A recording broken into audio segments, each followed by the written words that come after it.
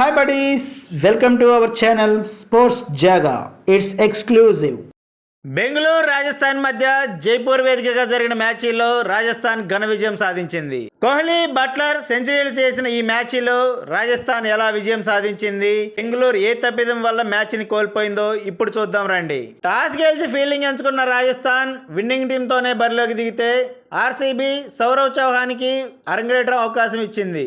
మొదట బ్యాటింగ్ చేసిన ఆర్సీబీకి ఓపెనర్లు డూప్లెసిస్, కోహ్లీ అదిరిపోయే ఆరంభాన్ని అందించారు. సిక్సర్లు, ఫోర్లతో 11 ఓవర్లలోనే వికెట్ నష్టపోకుండా 100 పరుగులు సాధించారు.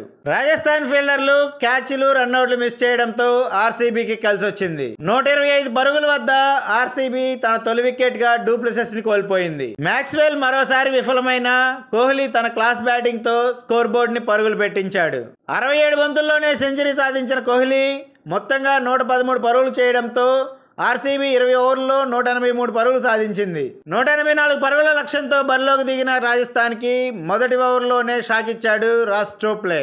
జైస్వాల్ డకౌట్ అవడంతో కెప్టెన్ శాంసన్, బట్లర్లు ఆచితూచి ఆడుతూ నెమ్మదిగా స్కోర్ బోర్డుని కదిలించారు. 6వ ఓవర్ నుండి సిక్సర్లు, ఫోర్లతో విజృంభించారు. ఎవరికి వారే తగ్గేదేలే అన్నట్లు స్కోర్ బోర్డుని పరుగులు పెట్టించారు.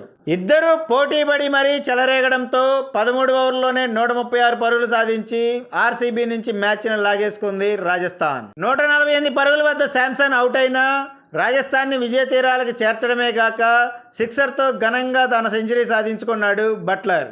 ఆర్సీబీ 2 మిస్టేకులు చేసింది. బ్యాటింగ్ ఆర్డర్ సరిగ్గా దింపకపోవడం, ఫీల్డింగ్ చెత్తగా చేయడం. దీంతో 4 విజయాలు నమోదు చేసిన రాజస్థాన్ టాప్ ప్లేస్ కి చేరింది. జోస్ బట్లర్ కి player of the match award లభించింది. ఈ వీడియో మీకు నచ్చినట్లయితే లైక్ చేయండి, షేర్ చేయండి. ఇలాంటి మరిన్ని అప్డేట్స్ కోసం please subscribe our channel. Bell icon click చేయడం మర్చిపోకండి. Thank you buddies.